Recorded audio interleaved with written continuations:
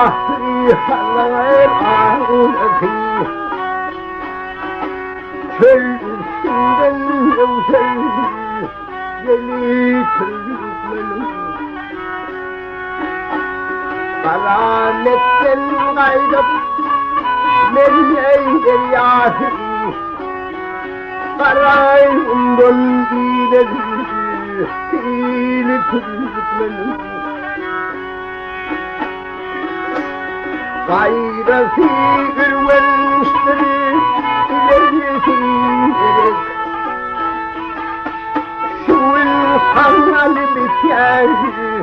yanına var gerek Bir elimle çekip birinden oram Sulhu atlandı Kolu Türkmen'im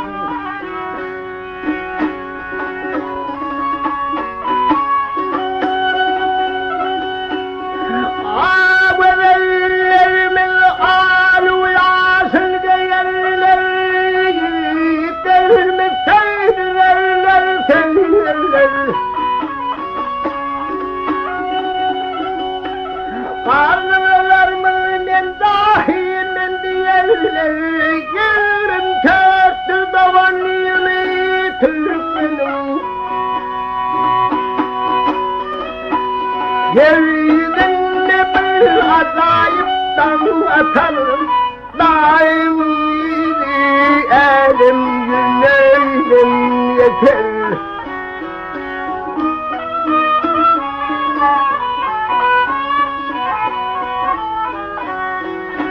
Yılda kurbansa seni